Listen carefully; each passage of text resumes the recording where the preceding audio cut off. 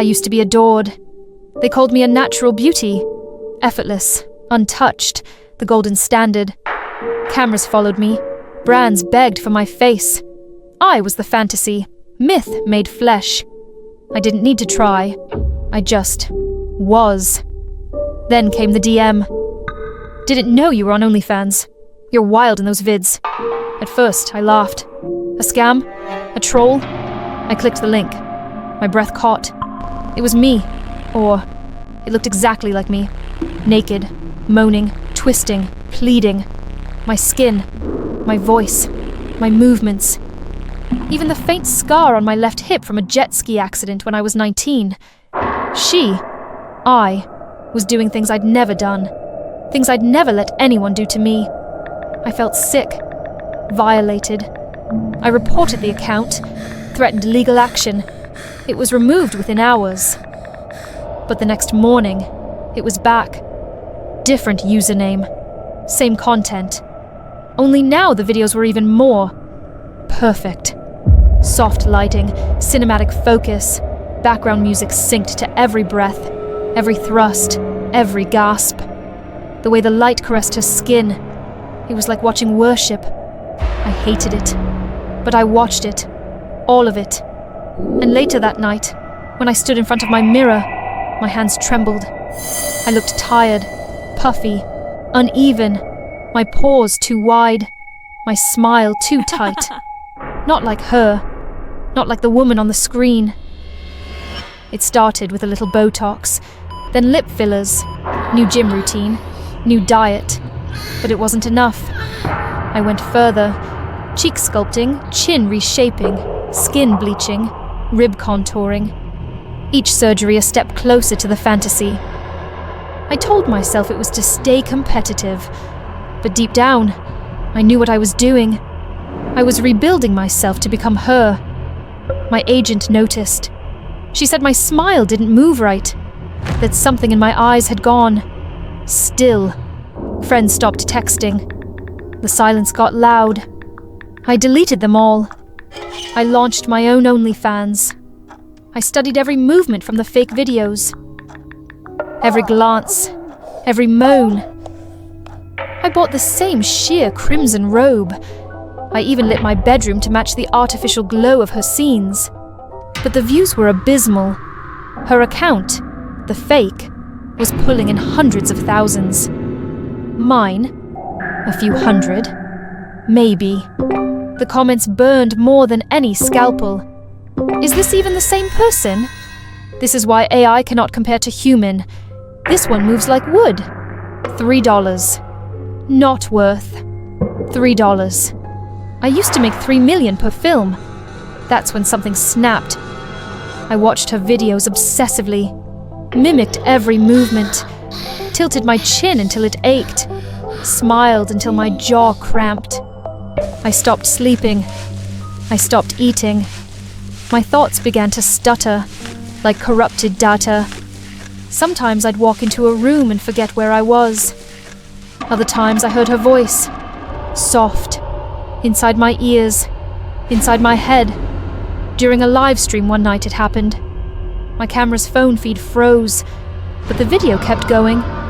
She was there, smiling, tilting her head, winking. "You want to become like me?" she whispered. I screamed and threw the computer. Shards of glass bit into my feet, but she was still there, staring back from the black screen, blinking out of sync with me. She wasn't pretending anymore. Things got worse. Her face showed up everywhere. Paused commercials, glitching elevator screens, blinking on my smart fridge. People on the street would glance at me, then frown. One guy walked past me and muttered, "She's damn hot." But that wasn't me. I hired a hacker to trace the origin of the videos. When he returned, his face had lost all color. These files, they weren't uploaded. They originated from inside the server. No creation date, no owner. They just exist. He looked at me like I was insane. Then his expression changed. Condescending, amused. That's it? You dragged me all the way here just to show me your But tell me, did you use CGI or something? Because in real life, you're nowhere near as hot as in those videos. Something in me snapped. A fire surged behind my ribs. Rage, shame, and something worse. I wanted to prove him wrong, to prove I was better than the fake. Without thinking, I stood up, took off my coat and let it fall to the floor. Lace clung to my skin like second flesh. "Does that look fake to you?" I asked, voice low, shaky but defiant. He laughed, a short barking sound, disgusted. Seriously, that's your move? She's smoother. She doesn't try so hard. His eyes skimmed over me like I wasn't even real. At least the fake knows how to sell it. I slapped him, hard. He wiped the corner of his mouth, spat at my feet, and hissed through clenched teeth. Oh, try harder! Then he left, and I was alone with the screen again. One night, while I was practicing in front of the mirror, mimicking her expressions, her poses, trying to become her, she stepped out. Not a hallucination, not a dream. She walked out of the screen, barefoot, silent, smiling. She moved with a calm, uncanny grace, and stood before me like a reflection made flesh. She didn't attack. She didn't speak right away. She just looked at me, with a kind of pity, a knowing. Then she whispered, "You've been doing it wrong. Let me help." Her fingers touched my shoulders, adjusted my spine. She repositioned my hips, lifted my chin with one finger. Every movement was delicate, almost loving. She showed me how to breathe, slow, silky, seductive. How to smile like a secret sin. How to move like temptation made real. And for the first time, I didn't feel shame. I didn't feel fear. I felt seen. I felt right.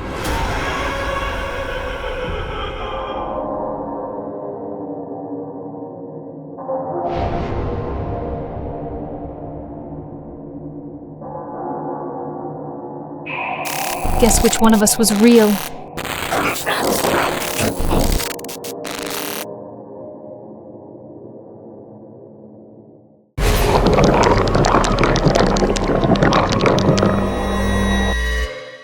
They say the face holds your fate, that certain features can block prosperity or open doors to fortune. I used to scoff at things like that, but the truth is, when enough people tell you you look tired, worn, drained, something inside you begins to believe it. Over the years, I started noticing the stares. Not long, not deliberate, just brief glances that always seemed to settle beneath my eyes. As if the dark circles, the swelling, the heaviness I carried there somehow spoke louder than anything I said. They weren't just eye bags. They felt like anchors, like weights that held me down, kept me small, kept good things just out of reach. So when I came across the ad, change your features, shift your fortune, eye bag removal, lifetime guarantee, last day of offer. Something inside me responded before I could reason with it, and almost without thinking, I booked the appointment right then and there. The spa was quiet, tucked inside a building I'd never noticed before. Its windows dim, its hallways strangely hollow, as if the place had forgotten how to welcome anyone at all. As I stepped in, the receptionist greeted me with such warmth, such urgency. "You're so lucky. It's the final day. If you don't decide now, you may never get this chance again." And I, already so tired of second-guessing, just nodded. I told myself it was fine. They didn't ask much, barely anything at all, and before I knew it, I was lying beneath bright lights, the procedure unfolding faster than I was prepared for. I lay back and closed my eyes as they worked in silence. I felt pressure, a tug, the strange sensation of something sliding free beneath my skin. And then it was done. Smooth operation. You'll see the difference in days. And I clung to that promise, hoping it might actually be true. My left eye began healing within 2 days, the swelling reduced, the bruising faded, and I started to believe that maybe this really would change something. But the right eye felt wrong. There was a dull, rhythmic pulse beneath the lid, a pressure that wouldn't subside. By the 3rd day, the area began to itch from the inside, and that night, as I bent over the sink to wash my face, I caught sight of a thin stream of blood curling down my cheek, slow, deliberate, like my skin had started to cry. I pressed gently, trying not to panic, but the pressure was building. Beneath the lid, I could feel something pushing outward, like a fist against silk.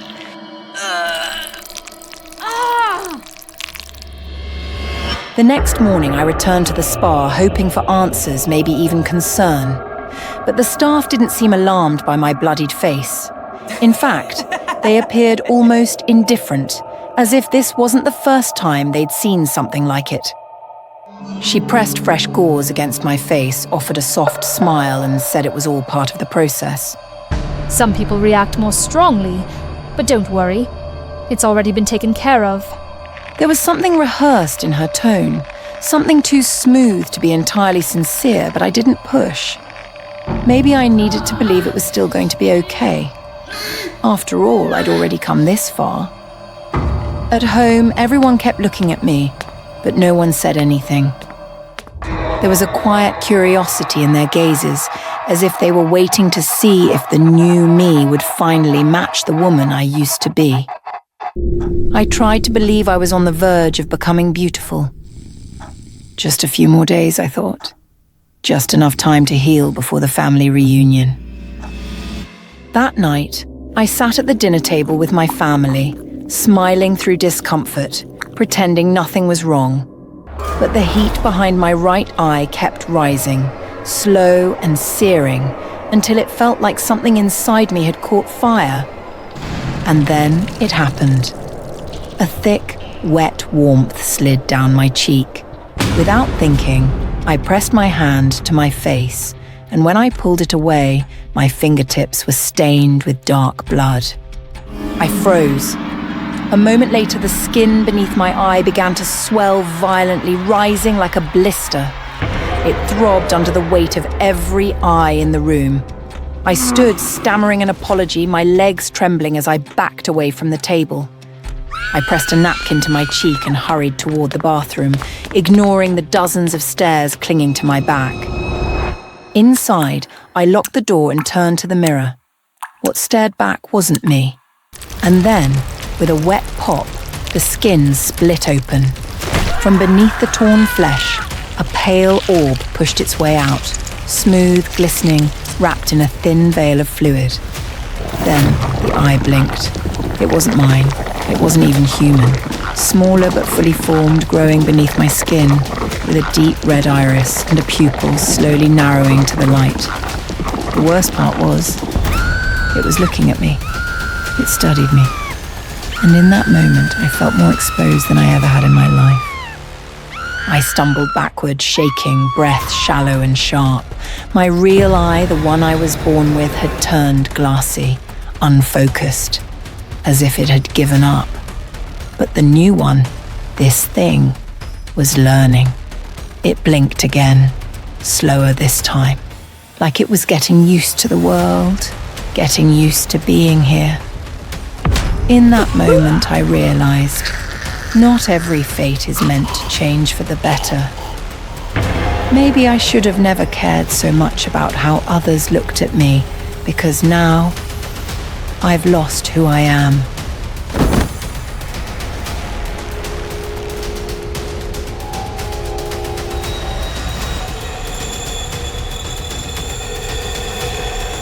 Please be cautious when considering low-cost procedures at unverified spas. These services may pose serious risks to your health, and in some cases, even your life.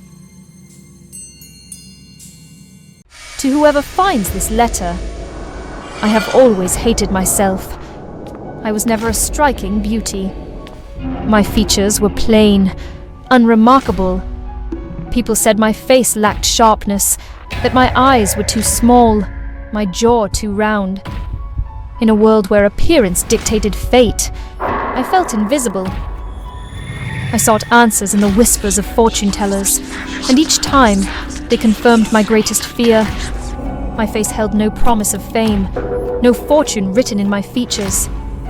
"You do not have the destiny of a star," one told me, peering into my face with quiet finality. Those words echoed in my mind for years, fueling an obsession that would eventually consume me. I wanted to change, but they told me it would take more than just a simple fix. My naive, foolish self, desperate and full of determination, believed them. I was young when I first stepped into the clinic. It was before the turn of the millennium, when cosmetic surgery was still crude, its promises far greater than its reality. I was naive, believing that a scalpel could carve perfection. The doctor assured me that beauty was just an injection away. I did not question him when he plunged the needle into my skin, filling my face with substances I could not name. At first, I felt nothing but excitement. My skin stretched tight, my chin more defined. I thought I was becoming the woman I had always dreamed of. The first few days, I admired my reflection, running my fingers over my sharper jawline, my fuller lips. I could almost believe I was beautiful, but the changes did not stop. My face began to swell, grotesquely ballooning beyond recognition. The tightness became unbearable, my skin straining as if it would split. My cheeks puffed unnaturally, my forehead bulged, and a strange numbness crept over my features. I awoke each morning to find my reflection had twisted further into something monstrous. The more I tried to hide it with makeup, the more it became clear. This was no normal reaction. Panic set in. I sought out other clinics, desperate for help. They examined me with clinical detachment before delivering the verdict. I had been injected with cooking oil. Cooking oil. The words rattled in my skull. I could not process them. I wanted to scream, to demand answers, but all I could do was stare as they explained that the oil had seeped into my tissues, impossible to remove completely. The horror was unbearable. I tried to undo the damage, but every attempt at correction only made it worse. More surgeries, more injections, each one a desperate attempt to erase the nightmare staring back at me in the reflection.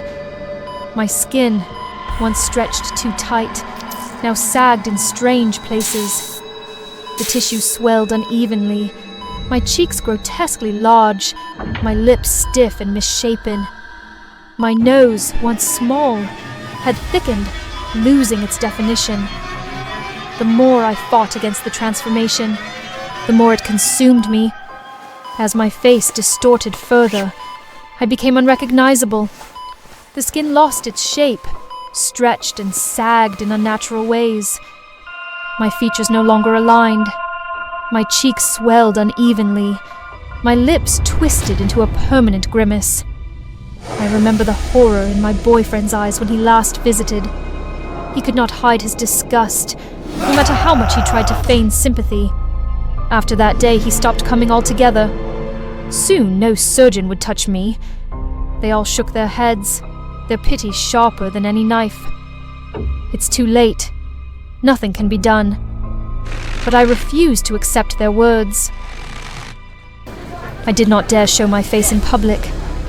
I avoided the outside world as much as possible, locking myself away in my darkened room. I could not bear the stares, the whispers, the disgust written on strangers' faces. But even in isolation, I could not accept my life in such ugliness. Those doctors, who earned fortunes sculpting beauty, had no solution for me. If they could not save me, then I would save myself. I turned to the streets, to the black market, to syringes filled with liquid nightmares. I no longer cared what was inside them. If it promised to smooth my skin, to restore my beauty, I took the risk. alone in the dark room, I treated myself with the needle of hope. My face became a melting mask, my features distorting into something not quite human. My hands trembled as I traced my swollen cheeks, the uneven patches of flesh where the injections had hardened into lumps beneath my skin. I looked like a wax figure left too close to the fire. People recoiled when they saw me. Strangers whispered behind my back. I stopped leaving my house, stopped answering the door, stopped looking into mirrors, and stopped everything. If you are reading this letter, then I have gone somewhere far away from here. My name is Han Mi-ok. Once, I dreamed of beauty. I longed for admiration, for the kind of allure that could captivate an entire room. I wanted to be loved, to be remembered, to be immortal in the eyes of the world. But now, all that remains of me is this letter and the reflection that haunts my mirror.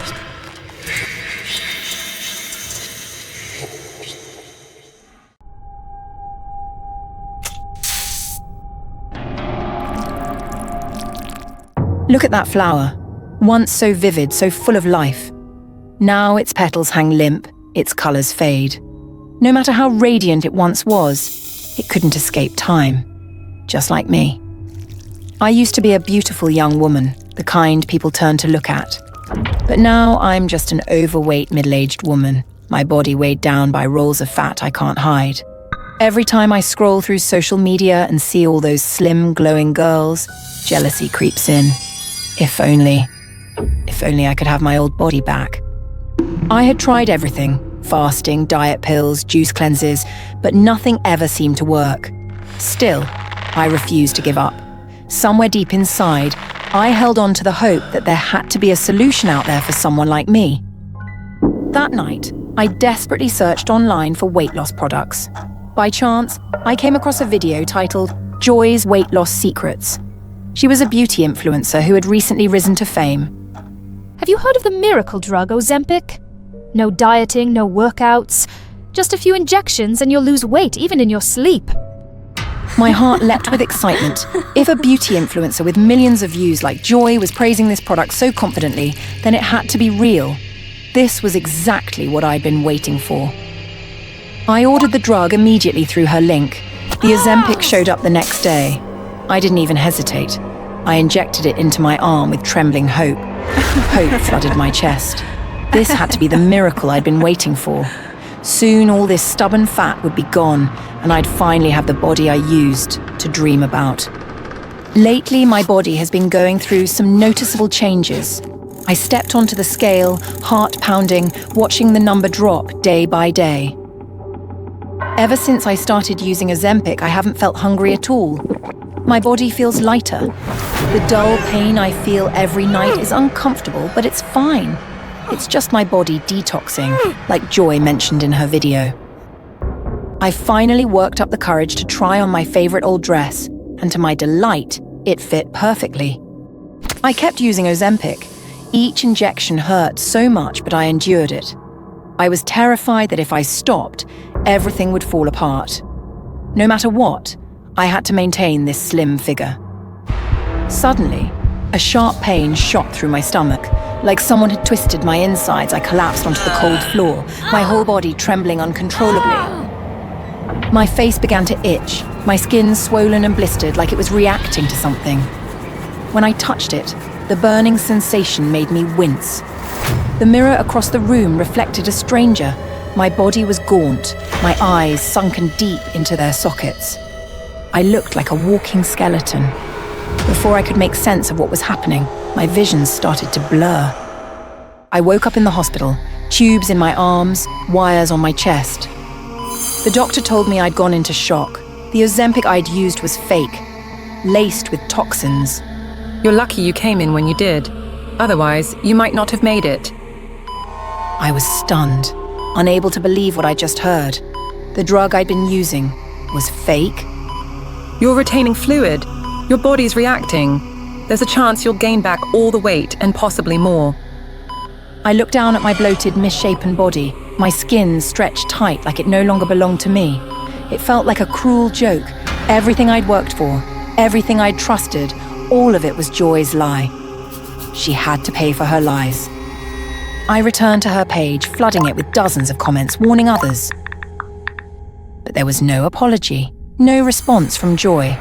She blocked me, erased my comments, and shamelessly went back to posting ads for Ozempic with the same old lie. I was filled with rage and despair, but I didn't know how to reach her. Then one day I saw a post. Joy was going to do an outdoor photo shoot and fan meet. I couldn't remember how I'd gotten ready. All I knew was that I'd brought the vial of Ozempic. It was a perfect shoot. I posed, smiled, spoke to a few fans while security lingered nearby. Then a woman approached me, her eyes tired and her smile uncertain. I'm a big fan of yours. I smiled back out of habit.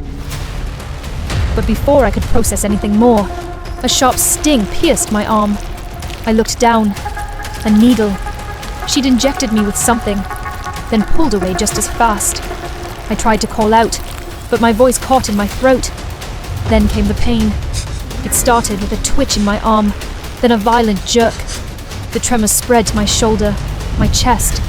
I couldn't catch my breath. My limbs spasmed out of control. I stumbled, and the world spun.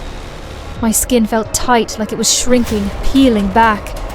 I looked at my hands. Veins bulged like spiderwebs under glass. My skin dulled to a greyish hue, sagging and melting, as if I were collapsing from the inside out. In the blur of pain and horror, I remembered sitting in front of my ring light, streaming to thousands, maybe millions, holding that damn vial of Ozempic, saying all the things I was paid to say. I knew it was counterfeit. I read the reports. I saw the messages from people saying it made them sick. But the money was good. The followers kept climbing. As long as I looked good, I thought I could get away with anything.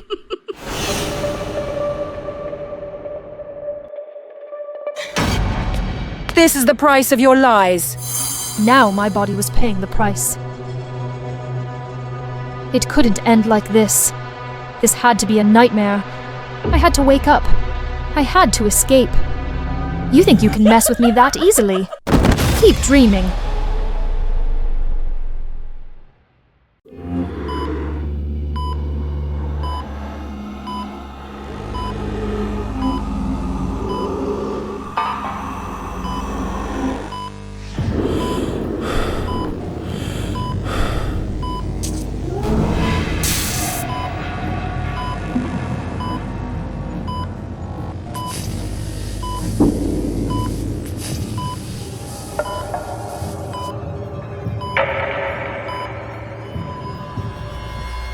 I stared blankly at my reflection in the mirror.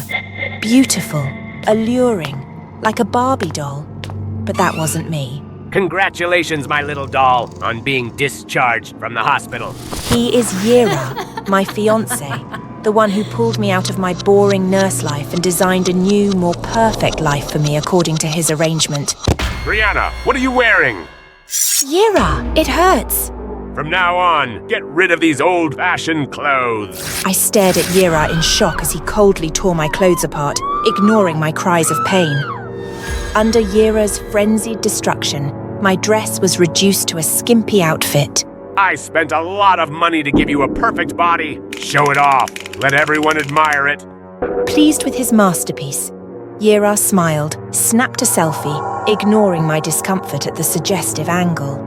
I clutched the bouquet, desperately trying to cover my exposed chest. Once he got a picture he was satisfied with, Yira tossed a bag of clothes at me and ordered me to change immediately. His sudden shift in demeanor sent a wave of unease through me. As expected, Yira didn't take me home. Instead, he brought me to a shady-looking club. Yira, I don't feel comfortable. Can we go home first? Don't worry. You even realize how valuable your appearance is here? The door swung open. Music blared through the sweltering air, thick with the scent of flesh. Behind ornate masks, countless eyes devoured me, stripping away fabric, seeing only merchandise. Fear gripped me as I clutched my cloak tightly, looking at Yira with pleading eyes. But he ignored me, dragging me straight to the stage. Then, my worst fear came true. Yira yanked off my cloak, exposing the sheer leather dress beneath. Here she is, Brianna, my proud little living doll. Look, Brianna, the men are going crazy for you. No, they weren't obsessed with me. They were violating me with their ravenous stares. Disgust tightened my body as I clung to Yira, my only anchor. Yira, please take me away. Yira simply said, Just stay here for a while. Before casually walking off the stage. I had been abandoned. At that moment, a female dancer approached me, her eyes filled with sympathy.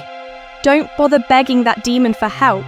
Do you really think that just because he gave you a lavish life, you've become some noble lady? I looked at Yira, impeccably dressed, a stark contrast to the vulgar women clinging to him and to me, nearly naked under the lights. His ex-wife and now you. You're nothing but another one of his living dolls. After that insane party, Yira and I went home together. But the dancer's words kept echoing in my mind. Tonight, I had to uncover the truth. I took Yira's phone into the bathroom. With a little trick, I managed to find his fingerprints smudged on the screen. After several attempts, I finally unlocked his phone. My heart pounded as I opened his photo gallery, digging through every hidden folder.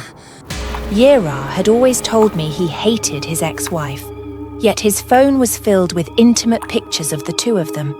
And disturbingly, the more I scrolled, the more I realized I was starting to look exactly like her. I met Yira right after his wife left him, when he was on the verge of death from alcohol poisoning. I gave him warmth, comfort. He pulled me out of my dull existence as a mere nurse. I once thought we were each other's light, each other's salvation. What a joke. The truth had been laid bare. I refused to be Yira's lifeless doll any longer. It was time for me to take control of the game. From the moment we met, Yira had never touched me, not even once. So tonight, with a dose of aphrodisiac, I would turn him into my toy. Brianna, what are you doing? What did you just inject into me? Oh, my love. Ever since we've been together, you've never touched me. Do you really feel nothing for me? No, I love you, but I've been hiding my bipolar disorder, so please, understand and don't do anything reckless. I'm a nurse, Yira. Of course, I've seen your medical records. That's why I used just the right dose. Let me help you. Suddenly, Yira let out a scream of pain, making me flinch. Damn it, get your hands off me! I froze, my hands trembling as I felt something soft and lifeless beneath my touch. A chill ran down my spine. I sat up abruptly, staring at Yira in disbelief. You wretched woman, you're just a toy in my hands. How dare you touch me without permission? Let me go or I'll kill you. There was no pleasure in his expression, only pain and seething rage. And then, a horrifying thought struck me. Yira, your body already been destroyed by psychiatric meds and alcohol, hasn't it? You've lost your ability, haven't you? That's why you degrade your women, turn them into dolls, because that's the only way you can satisfy your pathetic excuse for masculinity. Shut up, I'll freaking kill you. I couldn't contain my fury any longer. I lunged at Yira, clawing at him, the man who had no strength left to fight back, writhing helplessly under the drug's torment. Suddenly, his body convulsed, his breath ragged, a heart attack.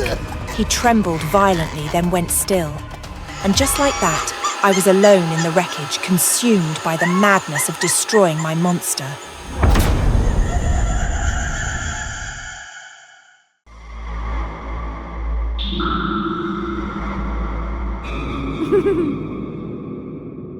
I never thought there was anything wrong with the way I loved him.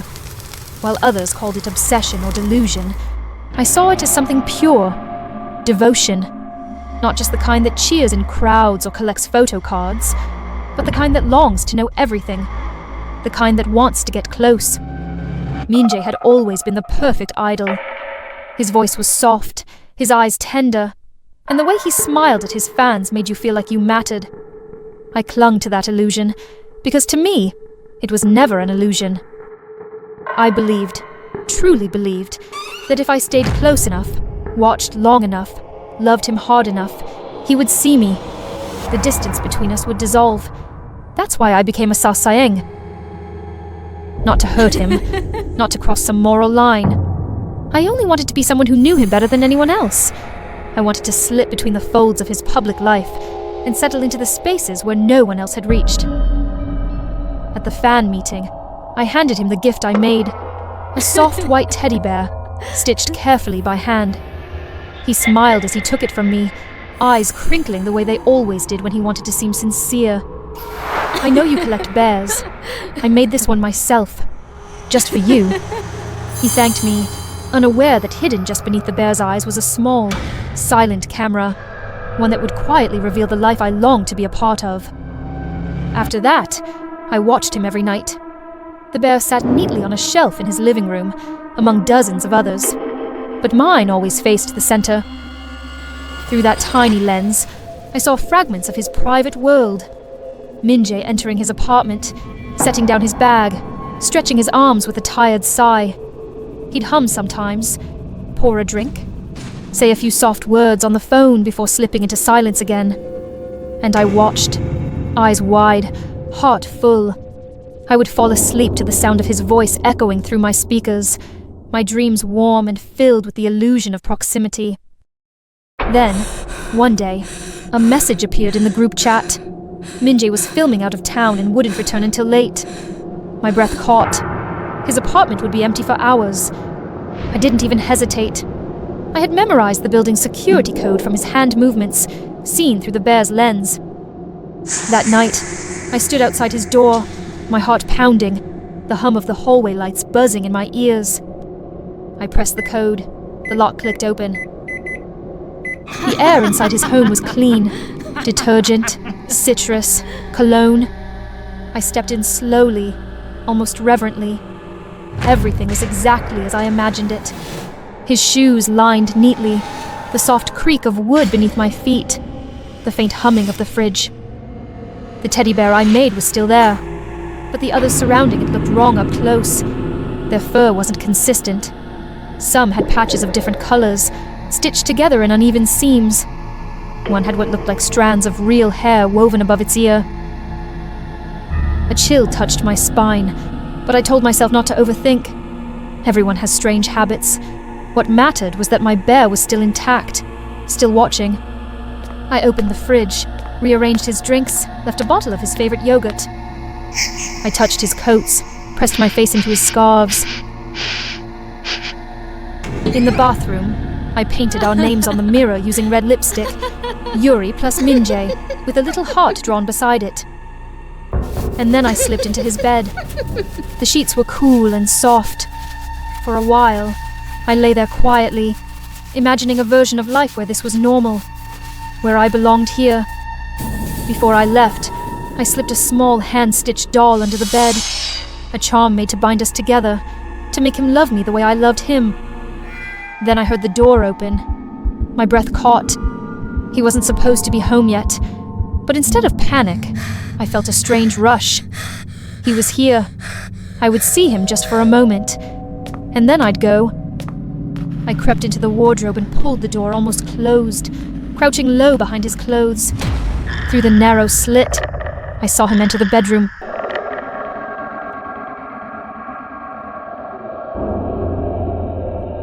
I felt my heart bloom. He liked it. He brought it with him. But then calmly, he reached under his pillow and pulled out a knife. Before I could react, he stabbed the bear, ripped it open. His fingers dug into the stuffing and pulled out the camera. He held it up to the light, studying it. Then he said, "You're the one who gave me this at the fan meeting, aren't you?" I froze. He poured himself a glass of wine, swirling it gently, and walked slowly across the room. "I've always known someone was watching," he said, eyes glancing toward the wardrobe. "It's a lovely feeling, being desired like that." He walked straight to the wardrobe and pulled the door open. I didn't even get the chance to scream before everything slipped away, the world fading to black without a sound. When I woke, my arms and legs were bound to a metal chair. The room was cold and dim, the air thick with the stench of rot. I blinked slowly as my vision cleared, and then I saw them. Lining the shelves were teddy bears, but these weren't stitched from fabric. Their patchwork skin was unmistakably human, with strands of real hair still clinging to some of their heads. Blood had dried into the seams. The stitching was crude, careless. In front of me, a glass table held small parts, fingernails, teeth, clumps of hair, scraps of stained fabric. Folders were stacked beside them, each with photos of girls I recognized from online.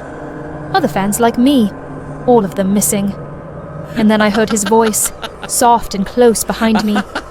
Minjae stepped into the light, a scalpel glinting in his hand as he smiled gently, almost tenderly. Behind him, the wall was covered in Polaroids, Minjae smiling beside dozens of girls.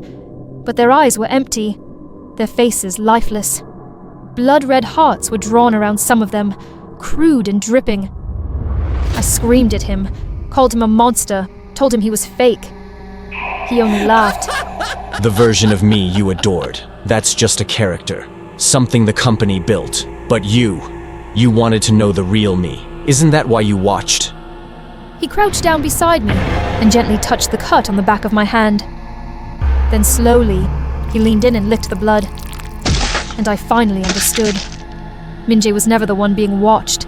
He wanted to be watched. He craved it. He fed off it. We weren't obsessed with him. He was obsessed with us. And now I was part of his collection. Forever.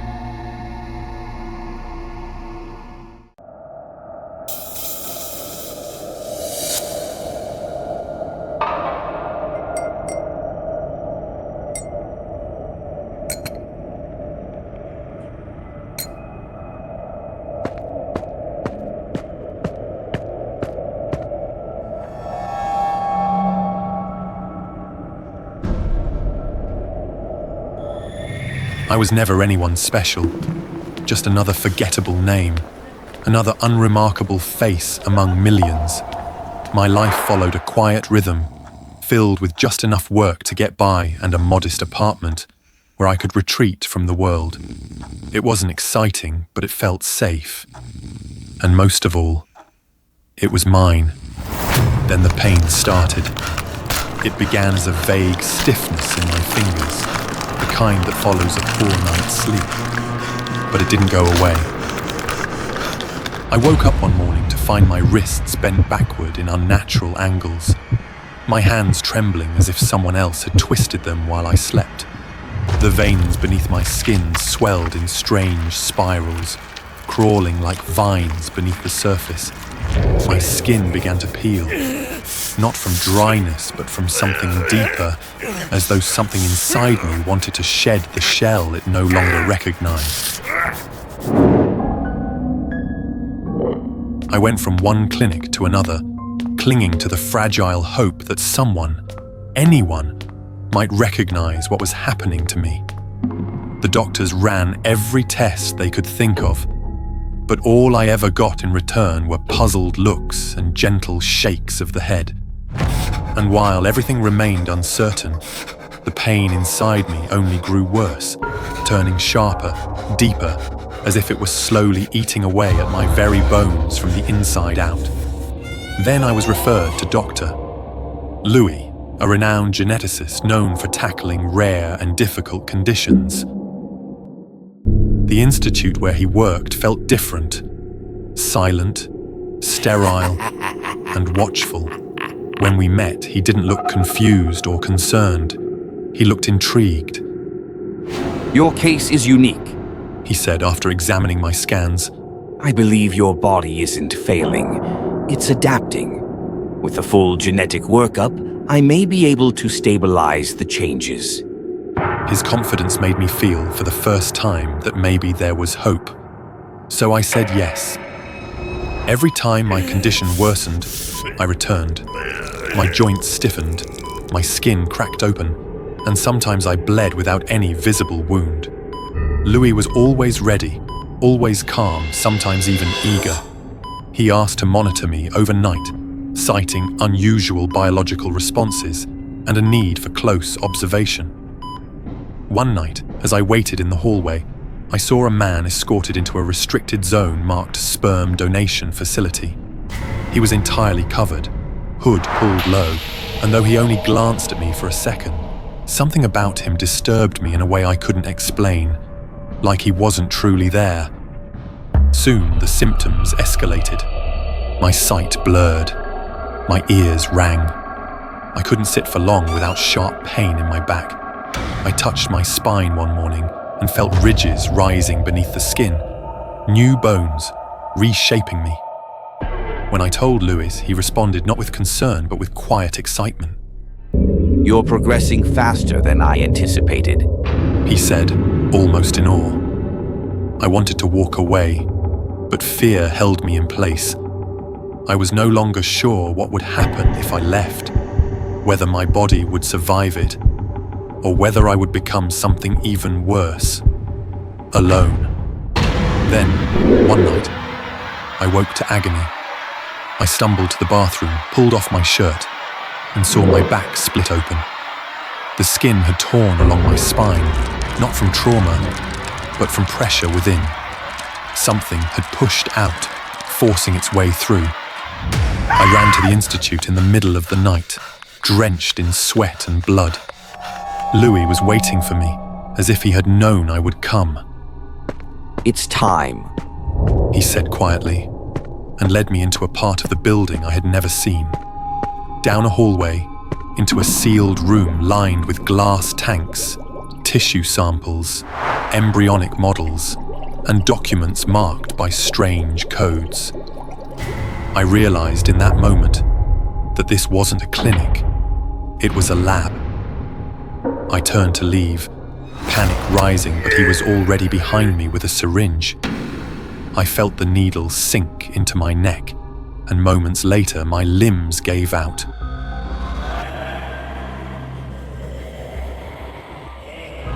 He secured me to the chair, whispering that it was just to prevent convulsions. Then he told me the truth. You were part of something greater, a vision for the future of our species, an experimental bloodline created through selective sperm enhancement to forge the next stage of human evolution. You were never meant to survive. Your embryo was marked for disposal, but a clerical slip placed it into the hands of an infertile couple, and they raised you, never knowing what you truly were. I stared at him, frozen, each word cutting deeper than the last. I knew the moment I saw your data. That's why I stepped in. I was guiding you toward what you were always meant to become. Without my intervention, your body would have collapsed under the weight of its own potential. But now you're becoming something extraordinary, and for that, you owe me everything. Then the transformation began. My muscles clenched, spasmed, and tore themselves apart, only to rebuild in strange, knotted shapes. Bones cracked and twisted, reshaping themselves without mercy. My spine broke through my skin, forming a jagged ridge that curved like armor. My screams blurred with the sound of my body unraveling. And then, from just beneath my collarbone, something began to rise. It wasn't just bone, it was flesh. A second face, half-formed, emerging from within me, mouth clenched, teeth grinding, jaw twitching. It had no eyes, but it moved, alive and aware. Louis stumbled back. No, this isn't the final design. This wasn't what I planned. But I no longer heard him. Something inside me had broken loose, not just in body, but in mind. The pain, the betrayal, the realization that I had never truly been human, all flooded through me, drowning whatever pieces of reason remained. I moved before I even knew I had. My body, mutated, monstrous, lunged toward him. I saw the terror in his eyes just before I reached him, but by then, it no longer mattered.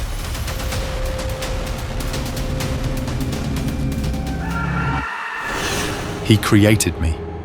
Now he would pay for what I had become. As for me, the ordinary life I had once known had been completely destroyed. I no longer knew what I had become.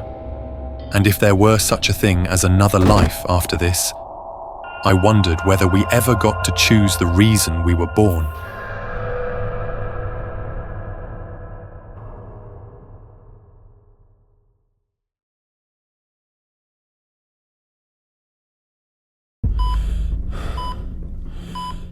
Madame, his body is reaching its limit.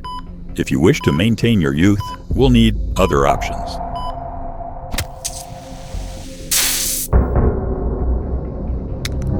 Useless.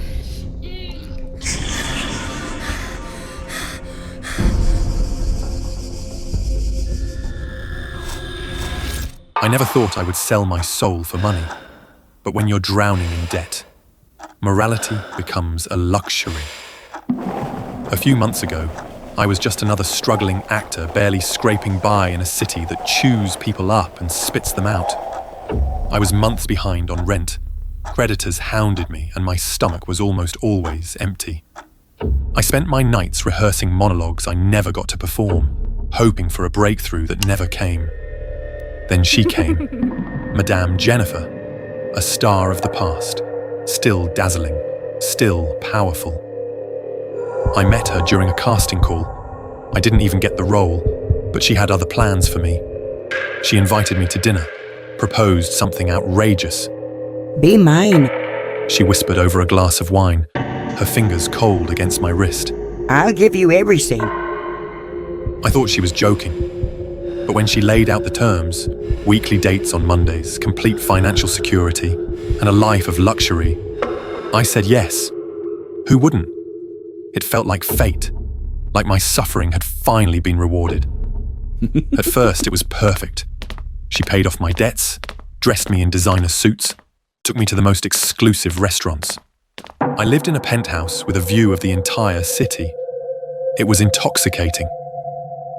Every Monday, I accompanied her to extravagant venues, art galleries, five-star hotels, opera houses. She always had a way of making me feel important, her arm linked with mine as if I were her equal. I ignored the whispers from the other guests, the lingering glances of curiosity and envy. But then, the medical exams started. It's just routine, she said, brushing my worries aside. Her private doctor, an eerie man with hollow eyes, asked the strangest questions about my diet, my health, my family history. He always took my blood, always smiling when he finished. I thought it was odd, but the money drowned out my concerns. You're perfect, he told me once. Jennifer's lips curled into a satisfied smile. That week she saw me 3 times instead of 1. I should have left then, but greed is a cruel thing.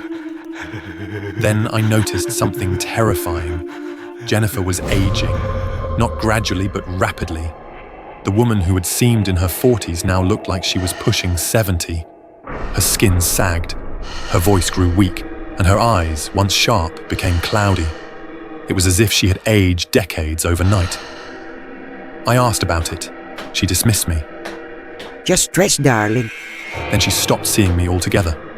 My calls went unanswered, my texts ignored. A week passed, then 2. I worried. Not for her, but for myself. If she abandoned me, my luxurious life would crumble. Then, one night, she sent a lavish dinner to my penthouse with a note. I'll be away for a bit. Enjoy. I indulged, too drunk on wine and pleasure to care. I slept deeply that night. But something was wrong. In the middle of the night, I awoke to a dull pain in my arm. My body felt sluggish, my limbs heavy. It felt like I was submerged in thick water, unable to move properly. Then I saw her. A decrepit old woman hovered over me, holding a syringe of blood. My scream caught in my throat as the shadows shifted. The more blood she took, the younger she became. Her wrinkles smoothed, her hunched form straightened. And then, I recognized her. Jennifer. I yanked the needle from my arm and bolted. My heart pounded as I stumbled toward the door. My vision swam, my body felt weak, but adrenaline pushed me forward. I could hear her breathing heavily behind me, the sound transforming from the ragged wheeze of an old woman to something stronger, something predatory. You shouldn't have done that! She hissed, her voice regaining its seductive lilt. Before I could reach the exit, something struck the back of my head. Darkness swallowed me whole. I woke up restrained in a sterile, dimly lit laboratory. The air was cold, filled with the hum of machines. Tubes were attached to me, siphoning my blood. My arms felt numb, my body cold. I turned my head, dizziness washing over me as I took in the horror around me. There were other tanks, other bodies, unconscious, hooked to machines just like me. Men, young and beautiful, lifelessly drained. How many had there been before me? How many more would there be after? Across the room, Jennifer stood before a mirror, radiant and youthful once more, admiring herself. Her skin glowed with vitality, her posture poised, her lips full of colour. It was as if she had been reborn. I struggled against the restraints, a choked sob escaping my lips. The fourth lines in my arms pulsed with a sickening rhythm, my life force flowing into her veins. My head swam, the edges of my vision blurring. She approached, her fingers brushing against my face. Cold. Too cold. I was afraid for a moment. Afraid you wouldn't be the right fit. But you were perfect. Her doctor appeared from the shadows, checking the monitors, nodding approvingly. He still has enough to last another round. My chest tightened. I wasn't dying. At least, not yet. They weren't done with me. Jennifer leaned in, her lips nearly touching my ear. Don't worry. When I'm done, I'll find someone new. As my vision darkened, I tried to scream, but my voice was already gone. The machine continued its work.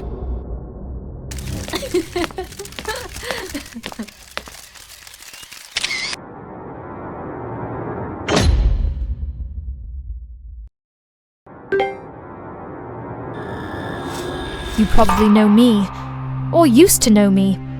The body positivity girl, the one who kept it real.